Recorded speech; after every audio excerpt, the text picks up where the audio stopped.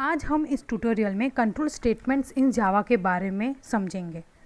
जावा में basically 3 types के statements होते हैं। पहला है हमारा यहाँ पे सेक्शन स्टेटमेंट, सेकंड है इटरेटिव स्टेटमेंट, थर्ड है हमारा जंप स्टेटमेंट। सिलेक्शन स्टेटमेंट को हम यहाँ पे डिसीजन मेकिंग स्टेटमेंट भी कहते हैं और ये मोस्टली 2 टाइप्स के होते हैं। एक है इफ़ स्टेटमेंट्स और सेकंड है हमारे यहाँ पे स्विच स्टेटमेंट। इफ़ स्टेटमेंट में यहाँ पे 4 टाइप के हमारे स्टेटमेंट्स आते हैं। पहला है हमारे यहाँ पे सिंपल इफ़, सेकंड है इफ़ एल्स, थर्ड है यहाँ पे नेस्टेड इफ़ और फोर्थ है हमारे यहाँ पे if else if. Switch case statement में यहाँ पे हमारा स्विच केस आता है, स्टेटमेंट्स आता है। सेकंड है हमारे यहाँ पे इटरेटिव स्टेटमेंट, उसमें यहाँ पे इसे हम लूपिंग स्टेटमेंट भी कहते हैं। हमारे लूप्स यहाँ पे 4 टाइप्स के हैं। पहला है हमारा वाइल, सेकंड है हमारा यहाँ पे डू वाइल, थर्ड है हमारा यहाँ पे फॉर और फोर्थ है हमारे यहाँ पे for each. Jump statement basically यहाँ पे हमारे जावा में 3 टाइप के होते हैं। पहला है हमारा यहाँ पे ब्रेक, सेकंड है यहाँ पे कंटिन्यू और थर्ड है हमारे यहाँ पे रिटर्न। मोस्टली ये ब्रेक कंटिन्यू हम यहाँ पे लूपिंग में ज़्यादा यूज़ करते हैं, तो चलिए इसे हम 1 बाय 1 समझते हैं। ओके, तो यहाँ पे है हमारा सिलेक्शन और डिसीजन कंट्रोल स्टेटमेंट।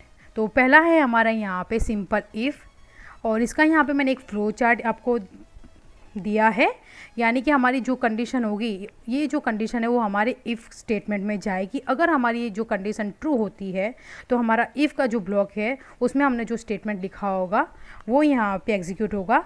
और अगर हमारी जो कंडीशन है अगर वो फॉल्स होती है तो ये ब्लॉक के बाहर, इफ़ के ब्लॉक के बाहर यहाँ पे हमारा जो स्टेटमेंट होगा वो प्रिंट होगा। सिंटेक्स यहाँ पे है हमारा जो इफ़ है, यहाँ पे हमें कंडीशन लिखनी होती है और यहाँ पे हमें इफ़ ब्लॉक के स्टेटमेंट्स लिखने होते हैं। और इफ़ ब्लॉक के बाहर, यानी इसके बाहर हमें जो स्टेटमेंट लिखने हो वो लिख सकते हैं। तो चलिए हम इस बेस पे एक प्रोग्राम देख लेते हैं। तो यहाँ पे मैंने एक क्लास क्रिएट किया है कंट्रोल स्टेटमेंट एग्जाम्पल नाम का। तो यहाँ पे हमारी मेन मेथड लिखी है। उसके बाद यहाँ पे सिंपल हमें इफ़ का प्रोग्राम क्रिएट करना है। तो यहाँ पे मुझे एक वेरिएबल लेना होगा। हमारा वेरिएबल है यहाँ पे boolean a is equal to true. उसके बाद यहाँ पे मैं इफ़ स्टेटमेंट लूँगी और इफ़ स्टेटमेंट के अंदर हमें यहाँ पे एक कंडीशन प्रोवाइड करनी होगी कि अगर हमारी जो कंडीशन है अगर वो ट्रू होती है तो इफ़ के अंदर हमने जो इफ़ ब्लॉक में जो स्टेटमेंट लिखे हैं वो एग्जीक्यूट होने चाहिए। तो यहाँ पे मैं कंडीशन दे रही हूँ कि हमारा जो ए वेरिएबल है उसकी वैल्यू यहाँ पे ट्रू होनी चाहिए। तो जैसे ही हमारी इफ़ की कंडीशन यहाँ पे ट्रू होती है तो यहाँ पे सिंपल मैं मैसेज प्रिंट कराऊँगी हेलो वर्ल्ड। तो चलिए इसे रन करके चेक करते हैं। तो यहाँ पे आप देख सकते हैं कि हमारे जो इफ़ के अंदर जो कंडीशन थी वो सक्सेसफुली ट्रू हो चुकी है, यानी हमारा जो प्रोग्राम है वो सक्सेसफुली रन हो चुका है और हमने जो इफ़ ब्लॉक के अंदर जो स्टेटमेंट प्रिंट करा है तो वो आउटपुट टर्मिनल में यहाँ पे आ चुका है। सेकंड है हमारा यहाँ पे if else statement. If else statement का मतलब ये है कि हमारी जो इफ़ की कंडीशन है अगर वो ट्रू होती है तो इफ़ के ब्लॉक पार्ट में जाएगा और अगर वो फॉल्स होती है तो एल्स के पार्ट में जाएगा। एल्स वाले जो स्टेटमेंट होंगे वो प्रिंट होंगे।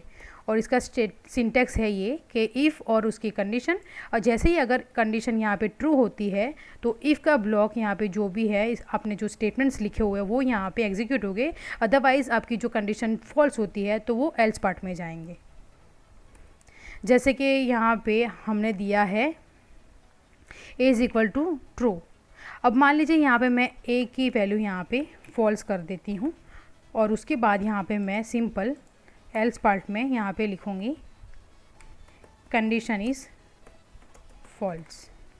तो यहाँ पे जैसे ही हमारा प्रोग्राम एग्जीक्यूट होगा तो आउटपुट टर्मिनल में यहाँ पे हमारा एल्स पार्ट एग्जीक्यूट होगा, क्योंकि यहाँ पे इफ़ में हमने जो कंडीशन क्रिएट की है वो यहाँ पे सिंपल फॉल्स हो रही है, क्योंकि हमारा जो ए है उसकी वैल्यू यहाँ पे मैंने इनिशियलाइज़ की है ट्रू और कंडीशन में यहाँ पे true is equal to false, यानी हमारी जो कंडीशन है वो फॉल्स हो रही है। इसलिए यहाँ पे इफ़ ब्लॉक को ब्रेक करके हमारा जो एल्स का जो ब्लॉक है वो यहाँ पे एग्जीक्यूट होगा। थर्ड है हमारा यहाँ पे नेस्टेड इफ़। नेस्टेड इफ़ का मतलब ये है कि अगर हमारी जो पहली इफ़ की जो कंडीशन है अगर वो ट्रू होती है तो सेकंड इफ़ वाली कंडीशन यहाँ पे चेक करने जाएगा। अगर सेकंड इफ़ वाली कंडीशन ट्रू होती है तो सेकंड वाली जो कंडीशन का हमने जो इफ़ ब्लॉक में जो स्टेटमेंट लिखे थे वो यहाँ पे प्रिंट हो गए, अदरवाइज़ यहाँ पे फॉल्स पार्ट में जाएगा। अगर हमारी पहले ही कंडीशन यहाँ पे फॉल्स हो जाती है तो उसके एल्स पार्ट में जाएगा। तो यहाँ पे इसके सिंटेक्स ये है कि मान लो हमारी जो इफ़ है, यहाँ पे हमने पहली कंडीशन दी है, हमारी पहली कंडीशन यहाँ पे ट्रू हो रही है, तो ये सेकंड इफ़ कंडीशन में जाएगा चेक करने के लिए। अगर हमारी सेकंड कंडीशन भी यहाँ पे ट्रू होती है तो सेकंड कंडीशन का हमारा जो इनर इफ़ ब्लॉक है उसके स्टेटमेंट यहाँ पे प्रिंट हो गए। उसके बाद सेकंड इफ़ ब्लॉक के स्टेटमेंट प्रिंट हो गए, उसके बाद यहाँ पे हमारी जो फर्स्ट इफ़ ब्लॉक के स्टेटमेंट है वो यहाँ पे प्रिंट हो गए। अदरवाइज़ हमारा जो कंडीशन यहाँ पे ट्रू होती है तो हमारा जो कर्सर है वो जंप होके हमारे इफ़ के बाहर वाले ब्लॉक में आ जाएगा और यहाँ पे हमने जो भी स्टेटमेंट यहाँ पे लिखे होंगे वो यहाँ पे प्रिंट हो गए। तो यहाँ पे मैं नेस्टेड इफ़ का एक प्रोग्राम आपको समझाती हूँ। मान लो कि हमने यहाँ पे सिंपल मैंने एक वेरिएबल लिया a, उसकी वैल्यू यहाँ पे मैंने इनिशियलाइज़ की है 15। उसके बाद सिंपल मैं यहाँ पे इफ़ कंडीशन ले रही हूँ कि अगर हमारी ए हमारा यहाँ पे 10 से बड़ा हो, उसके अंदर एक और इफ़ कंडीशन मैं यहाँ पे ले रही हूँ कि हमारा ए कम्प्लीटली 2 से डिवाइड होना चाहिए। अगर ये दोनों कंडीशन यहाँ पे ट्रू होती है तो सिंपल यहाँ पे प्रिंट होना चाहिए हमारा जो ए है is even number and greater than 10। Otherwise इसके एल्स पार्ट में हमारे सेकंड इफ़ कंडीशन के एल्स पार्ट में यहाँ पे जाना चाहिए a is odd number and greater than 10। उसके बाद अगर हमारी पहले ही इफ़ कंडीशन यहाँ पे अगर फॉल्स होती है तो इसके एल्स पार्ट में यहाँ पे हमें लिखना होगा, यानी इफ़ के बाहर यहाँ पे एल्स पार्ट आएगा और यहाँ पे सिंपल मैं मैसेज यहाँ पे लिखूँगी हमारा जो ए है इज़ लेस देन 10। तो चलिए इसे रन करते हैं। तो यहाँ पे आप देख सकते हो कि हमारा जो ए है is odd number and greater than 10। Because of यहाँ पे हमारा जो ए है हमने यहाँ पे 15 लिया था बाय डिफ़ॉल्ट हमने उसकी वैल्यू, तो यहाँ पे हमारी जो पहली कंडीशन है वो यहाँ पे चेक होगी कि हमारा जो ए ग्रेटर देन 10 है वो ट्रू हो रहा है या नहीं। तो हमारी जो पहली कंडीशन है वो टोटली यहाँ पे ट्रू हो रही है, इसलिए यहाँ पे हमारी सेकंड कंडीशन चेक करने जाएगा। उसके बाद यहाँ पे हमारी जो सेकंड कंडीशन है वो यहाँ पे फॉल्स हो रही है, क्योंकि यहाँ पे हमारा जो 15 है वो 2 से डिवाइड नहीं हो रहा है, इसलिए इसका जो एल्स पार्ट है वो यहाँ पे प्रिंट होगा। तो आप देख सकते हैं कि हमारा जो आउटपुट टर्मिनल है उसमें यहाँ पे हमारा एल्स पार्ट का जो स्टेटमेंट हमने प्रिंट कराया था वो यहाँ पे आ चुका है। ओके, फोर्थ है हमारे यहाँ पे इफ़ एल्स इफ़, यानी कि हमारी जो कंडीशन है अगर वो ट्रू होती है तो इफ़ के ब्लॉक का जो स्टेटमेंट है वो प्रिंट होना चाहिए। अदरवाइज अगर हमारी जो कंडीशन फॉल्स होती है तो एल्स पार्ट में एक और कंडीशन यहाँ पे आएगी जो है हमारी एल्स इफ़, अगर वो ट्रू होती है तो उसका जो स्टेटमेंट है वो प्रिंट होगा। इसी तरह ये चलता रहेगा। और इसका सिंटेक्स है कि अगर हमारा जो इफ़ कंडीशन है, यानी कि हमारी जो पहली कंडीशन अगर वो ट्रू होती है तो उसका स्टेटमेंट यहाँ पे प्रिंट होगा। अदरवाइज उसके एल्स पार्ट में यहाँ पे एक और कंडीशन यहाँ पे अगर हम रखते हैं, अगर वो ट्रू होती है तो हमारी इस कंडीशन का स्टेटमेंट प्रिंट होगा और हमारा जो पहली कंडीशन जो हमारी फॉल्स हुई है उसका यहाँ पे स्टेटमेंट यहाँ पे प्रिंट होगा। उसके बाद सिंपल हमारा ये इफ़ का जो एल्स पार्ट है वो यहाँ पे आएगा। उसके बाद यहाँ पे आप कोई भी स्टेटमेंट दे सकते हो। तो चलिए हम यहाँ पे इफ़ एल्स इफ़ का यहाँ पे एक प्रोग्राम क्रिएट करते हैं। तो यहाँ पे मैंने एक integer a is equal to 30 लिया है। उसके बाद सिंपल मैं यहाँ पे पहली हमारी जो कंडीशन है वो दूंगी कि हमारा जो a है वो इक्वल टू 10 होना चाहिए। उसके बाद अगर हमारी ये कंडीशन ट्रू होती है तो सिंपल मैं यहाँ पे एक मैसेज प्रिंट कराऊंगी वैल्यू ऑफ a इज़ 10। उसके बाद अगर ये हमारी कंडीशन अगर फॉल्स होती है तो उसके एल्स इफ़ पार्ट में यहाँ पे एक और कंडीशन मैं यहाँ पे ऐड करूँगी a इज़ इक्वल टू 20। अगर हमारा जो a है वो 20 के इक्वल है तो यहाँ पे हमारा स्टेटमेंट प्रिंट होना चाहिए वैल्यू ऑफ ए इज़ 20। अगर ये कंडीशन भी फॉल्स होती है तो हमारे यहाँ पे थर्ड कंडीशन है एल्स इफ़, और यहाँ पे मैं दे रही हूँ हमारा जो ए है वो 30 के इक्वल टू होना चाहिए। अगर ये कंडीशन हमारी ट्रू होती है तो यहाँ पे सिंपल मैं एक मैसेज प्रिंट कराऊंगी, हमारा जो वैल्यू है वैल्यू ऑफ ए इज़ 30। उसके बाद सिंपल यहाँ पे हमारी जो कंडीशन है वो ट्रू हो रही है तो सिंपल यहाँ पे हमारा ये जो स्टेटमेंट है वो प्रिंट होगा, क्योंकि हमारा जो ए है हमने बाय डिफ़ॉल्ट यहाँ पे इनिशियलाइज किया है 30, इसलिए हमारी ये थर्ड वाली जो कंडीशन है वो ट्रू होगी। उसके बाद सिंपल हमारा जो इफ़, उसके बाद सिंपल यहाँ पे एल्स पार्ट में आना चाहिए, दिस इज एल्स ब्लॉक। तो इसे रन करके चेक करते हैं। तो यहाँ पे मैंने ए की वैल्यू 30 इनिशियलाइज की है, तो पहले हमारे यहाँ पे कंडीशन चेक करने जाएगा कि ए इक्वल टू 10 हो रहा है या नहीं, तो ये कंडीशन हमारी फॉल्स हो रही है, इसलिए यहाँ पे हमारा जो कर्सर है वो जंप हो जाएगा। उसके बाद यहाँ पे सेकंड कंडीशन चेक करने जाएगा कि हमारा जो ए है वो 30 जितना है या नहीं, तो हमारी जो सेकंड कंडीशन है वो भी यहाँ पे फॉल्स हो रही है। तो यहाँ पे थर्ड कंडीशन यहाँ पे चेक करने जाएगा, तो थर्ड कंडीशन हमारी यहाँ पे परफेक्टली ट्रू हो रही है, इसलिए यहाँ पे हमारा जो थर्ड कंडीशन में हमने जो स्टेटमेंट लिखा तो वो यहाँ पे आउटपुट टर्मिनल में प्रिंट होके आ चुका है। उसके बाद है हमारा यहाँ पे स्विच केस।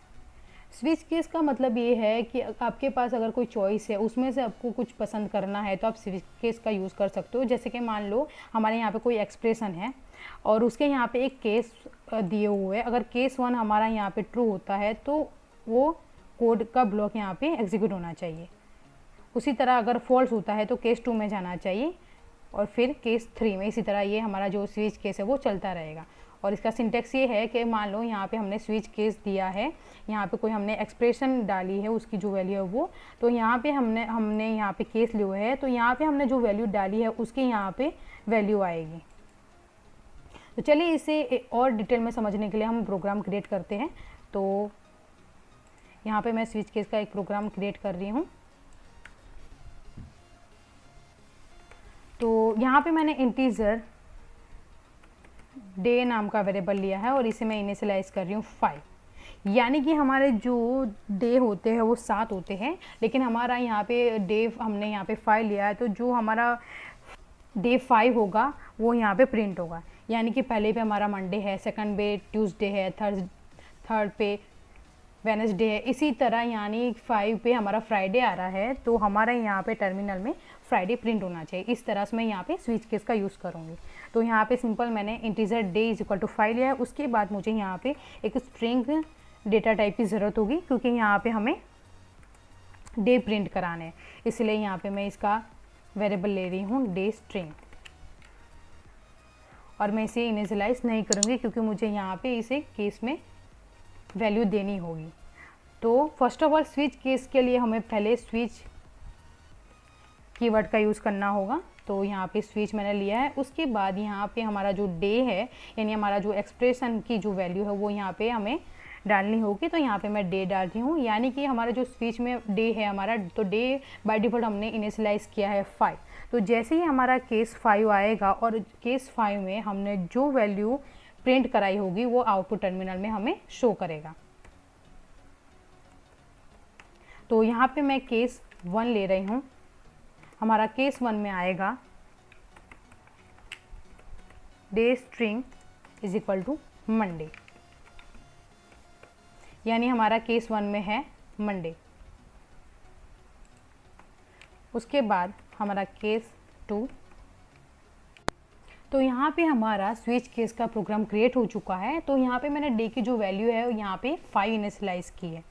और उसके बाद गाइस याद रखिए कि जैसे ही हम यहाँ पे केस इनिशियलाइज करते हैं तो केस के अंदर हमने जो ब्लॉक, केस के अंदर हमने जो स्टेटमेंट यहाँ पे लिखे हैं उसके बाद हमें यहाँ पे ब्रेक लिखना ज़रूरी है, क्योंकि हम यहाँ पे अगर ब्रेक नहीं लिखते हैं तो ये कंटिन्यूसली हमारा जो स्विच केस है वो बाय डिफ़ॉल्ट ही हमने जो यहाँ पे लिखा होगा वो आउटपुट टर्मिनल में आपको शो करेगा। तो चलिए इसे रन करके हम चेक करते हैं।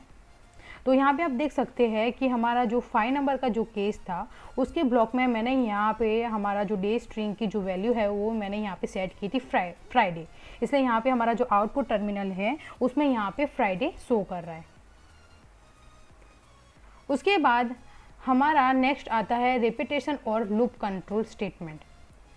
तो बेसिकली लूप कंट्रोल पहला है हमारा यहाँ पे वाइल लूप, और इसका सिंटेक्स ये है कि वाइल और इसके अंदर यहाँ पे कंडीशन आएगी, अगर ये कंडीशन ट्रू होती है तो हमने जो वाइल लूप का जो ब्लॉक है उसमें जो स्टेटमेंट लिखा तो वो यहाँ पे प्रिंट होगा। सेकंड है हमारा यहाँ पे do while loop. Do while loop का सिंटेक्स ये है, यानी कि डू वाइल लूप में ये है कि हमारा कोड एक बार यहाँ पे एग्जीक्यूट होगा ही होगा, क्योंकि यहाँ पे हमें सिंपल डू लिखना है और डू के ब्लॉक में हमें यहाँ पे कोड लिखना है। तो ये हमारा जो कोड है वो एक बार यहाँ पे एग्जीक्यूट होगा, उसके बाद हमारी जो कंडीशन है वो चेक होगी, यानी हम अगर हमारी कंडीशन फॉल्स होती है तो भी हमारा जो कोड है वो एक बार रन होगा। थर्ड है हमारा यहाँ पे फॉर, और फोर्थ है हमारा यहाँ पे फॉर ईच लूप। फॉर का सिंटेक्स ये है कि यहाँ पे फॉर लूप में यानी इसके जो ब्लॉक में यहाँ पे आएगा, पहला इसे इनिशियलाइज करना होगा यानी वैल्यू हमें यहाँ पे देनी होगी, उसके बाद यहाँ पे कंडीशन आएगी और उसके बाद यहाँ पे इंक्रीमेंट डिक्रीमेंट आएगा और इसके ब्लॉक में यहाँ पे आप स्टेटमेंट लिखोगे।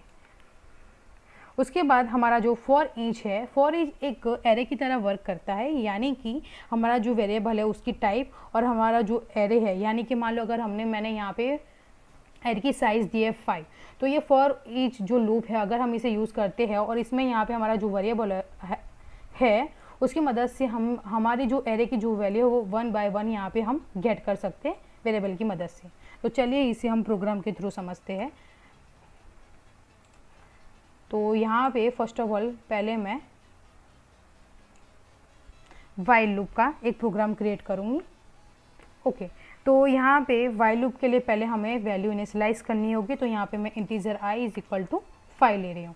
उसके बाद यहाँ पे हमारा आएगा वाइल लूप, और वाइल लूप के अंदर हमारी कंडीशन आएगी कि हमारा जो i है वो लेस देन इक्वल टू 15 हो। तो इसके ब्लॉक में यहाँ पे सिंपल मैं एक मैसेज प्रिंट कराऊंगी हमारा i, और यहाँ पे i प्लस प्लस होना चाहिए।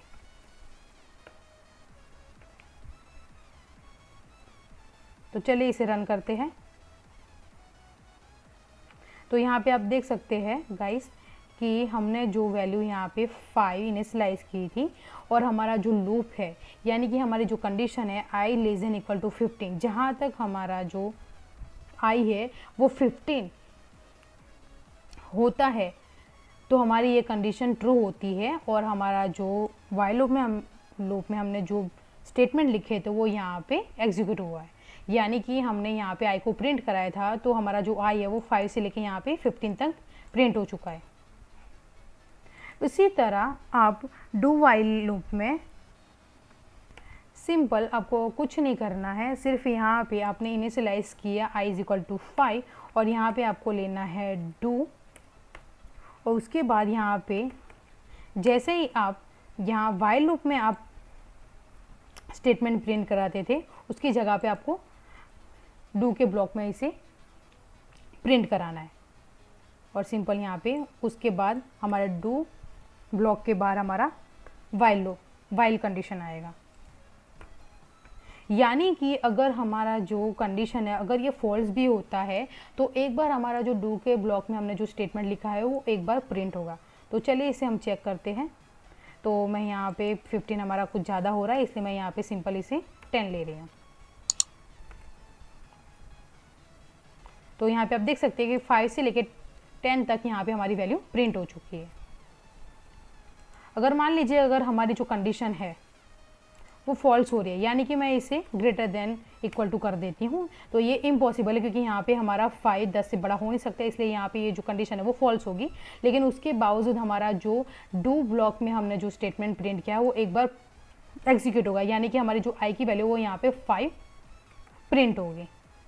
तो आप यहाँ पे देख सकते हैं कि हमारा जो 5 वो यहाँ पे प्रिंट हो चुका है, यानी कि हमारी जो कंडीशन है अगर फॉल्स होती है तो हमारा जो डू के अंदर हमने जो स्टेटमेंट दिया है वो एक बार रन होता ही होता है। उसके बाद नेक्स्ट है हमारे यहाँ पे फॉर लूप। तो फॉर लूप के लिए यहाँ पे हमें सिंपल फॉर लूप की ज़रूरत होगी, तो यहाँ पे हमें फॉर लिखना होगा। उसके बाद यहाँ पे हमें ब्रेसेस में यहाँ पे हमें सिंपल लिखना होगा। पहला है हमारा इनिशियलाइजेशन, यानी कि हमें पहले आई को इनिशियलाइज करना होगा। ज़रूरी नहीं कि आप यहाँ पे आई लो, आप यहाँ पे कोई भी वेरिएबल ले सकते हो। तो मैंने यहाँ पे सिंपल आई की वैल्यू इनिशियलाइज की है 1। उसके बाद हमारी सेकंड आएगी यहाँ पे कंडीशन।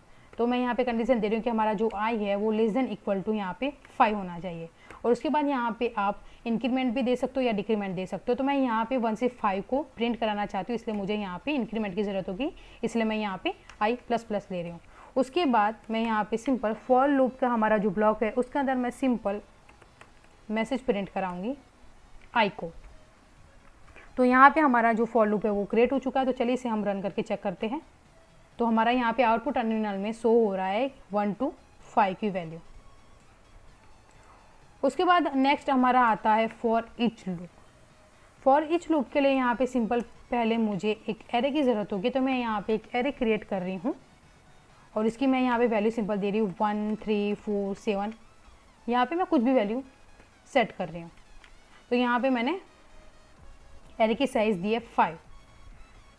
ओके, उसके बाद सिंपल यहाँ पे हमें फॉर ईच की ज़रूरत है, तो हमें यहाँ पे लिखना होगा फॉर, और यहाँ पे हमें लिखना होगा इंटीजर आई, क्योंकि यहाँ पे हमने जो वैल्यू असाइन की है वो इंटीजर में है, इसलिए मैं यहाँ पे इंटीजर आई ले रही हूँ। उसके बाद हमें यहाँ पे कॉलन लेना होगा और हमारा जो वेरिएबल है, यानी कि हमारा जो वेरिएबल है वो ए है। हमारा जो एरे है उसका डेटा टाइप भी यहाँ पे इंटीजर है, इसलिए हमें फॉर ईच में भी हमें जो टाइप वेरिएबल है वो भी उसके जो डेटा टाइप है वो सेम रखनी होगी। तो यहाँ पे मैंने सिंपल ए लिया है। उसके बाद मैं यहाँ पे मैसेज प्रिंट कराऊंगी आई को। तो इसे रन करके चेक करते हैं। तो यहाँ पे आप देख सकते हैं कि ये 1 by 1 यहाँ पे आउटपुट आ चुका है, यानी कि हमारा जो ए है ये एक इंडेक्स की तरह वर्क करता है, यानी कि 0 पोजीशन पे 1 है, 2 पोजीशन पे 3 है, यानी कि हमारा जो आई है वो 1 by 1 ए से वैल्यू ले रहा है और आउटपुट में शो कर रहा है। ओके, लास्ट है हमारा ब्रांचिंग यानी कि जंप स्टेटमेंट, और ये हमारे दो टाइप के, एक है हमारा ब्रेक और कंटिन्यू। थर्ड है हमारा रिटर्न। रिटर्न यानी कि अगर हमने कोई मेथड ली है और मेथड हमने उसकी जो रिटर्न टाइप है वो इंटीजर रखी है, तो हमें रिटर्न वैल्यू इंटीजर में देनी होगी। तो चलिए इसे हम समझते हैं। तो यहाँ पे मैं एक प्रोग्राम ले रही हूँ फॉर लूप का, और उसमें मैं यहाँ पे वैल्यू को ब्रेक कराऊंगी। जैसे कि मान लो मैंने यहाँ पे फॉर लूप लिया integer i is equal to 1 और i less than equal to 10, और यहाँ पे मैं इंक्रीमेंट दे रही हूँ। उसके बाद यहाँ पे सिंपल मैंने i को प्रिंट कराया, लेकिन यहाँ पे मैं ब्रेक दूंगी। तो यहाँ पे मैं एक ब्रेक स्टेटमेंट लिखूंगी कि मुझे यहाँ पे 9 से हमारा जो वैल्यू है वो ब्रेक हो जानी चाहिए। तो यानी यहाँ पे हमें एक कंडीशन लेनी होगी, स्टेटमेंट लेना होगा कि हमारा जो आई है अगर वो इक्वल टू 9 होता है तो सिंपल ये ब्रेक हो जाना चाहिए, और उसके बाद हमारा जो स्टेटमेंट है वो प्रिंट होना चाहिए। तो आप यहाँ पे देख सकते हैं कि हमने जो वैल्यू दी थी 1 to 10, यानी कि जैसे ही हमारा फॉर लूप यहाँ पे एग्जीक्यूट होना शुरू होता है तो पहला यहाँ पे हमारी जो आई की जो वैल्यू है वो 1 है, क्योंकि आई नॉट इक्वल टू 9, यानी कि 1 नॉट इक्वल टू 9, तो यानी ये जो कंडीशन है वो फॉल्स हो रही है, इसलिए यहाँ पे ब्रेक नहीं होगा। जब तक हमारा आई 9 नहीं होता है तब तक यहाँ पे हमारा जो फॉर लूप है वो एग्जीक्यूट होता जाएगा। जैसे ही हमारा यहाँ पे आई 9 होता है, यानी 9 इक्वल टू 9, तो हमारे जो इफ़ कंडीशन है वो ट्रू हो रही है। तो इफ़ के अंदर हमने जो लिखा है, यानी उसके जो ब्लॉक में हमने लिखा है ब्रेक, तो यहाँ पे हमारा जो आउटपुट है वो ब्रेक हो जाएगा, हमारा जो लूप है वो ब्रेक हो जाएगा, यानी कि हमारा 9 के बाद कोई भी वैल्यू यहाँ पे प्रिंट नहीं होगी। तो आप यहाँ पे आउटपुट टर्मिनल में देख सकते हैं कि हमारी जो वैल्यू है वो 1 से 8 तक ही प्रिंट हुई है। उसके बाद यहाँ पे आता है हमारा कंटिन्यू स्टेटमेंट। कंटिन्यूस स्टेटमेंट का मतलब ये है कि अगर मान लो मुझे यहाँ पे i = 5 देना है और यहाँ पे मुझे लिखना होगा कंटिन्यू, यानी कि हमारी जो वैल्यू है 1 से 10 तक यहाँ पे प्रिंट होनी चाहिए, लेकिन जैसे ही हमारा जो i है वो 5 होता है तो 5 का जो इटरेशन है वो छोड़ के उसके बाद की जो हमारी वैल्यू है वो प्रिंट होगी। ब्रेक में क्या होता था कि हमने जो वैल्यू दी थी वहाँ से उसके बाद वो जो वैल्यू है वो यहाँ आउटपुट नहीं आता था, और कंटिन्यू में उसका उल्टा है, यानी कि मान लो जैसे कि मैंने यहाँ पे प्रिंट कराया और आप देख सकते हैं कि यहाँ पे हमारा 5 यहाँ पे प्रिंट नहीं हुआ है, लेकिन उसके बाद का जो इटरेशन है, उसके बाद का जो लूपिंग है वो यहाँ पे प्रिंट हो चुके हैं। इसी तरह आप कंटिन्यू भी दे सकते हैं। अगर आपको 5 प्रिंट नहीं कराना है लेकिन 5 के अलावा आपको उसकी और वैल्यू प्रिंट करानी है, 5 के बाद की वैल्यू, तो आप उसे कंटिन्यू दे सकते हैं, लेकिन आपको 5 तक ही रखना है, स्टॉप रखना है। और आपने गलती से मान लो कि 1 से 10 यहाँ पे दिया, लेकिन आपको 5 तक ही वैल्यू चाहिए, तो आप यहाँ पे ब्रेक लिख सकते हो। सो आई होप कि आपको ये कंट्रोल स्टेटमेंट समझ में आ चुका होगा, और आपको ये वीडियो पसंद आया हो तो प्लीज़ इसे लाइक कीजिए और शेयर कीजिए अपने दोस्तों के साथ, और सब्सक्राइब करना ना भूलें मेरी चैनल को। Thank you.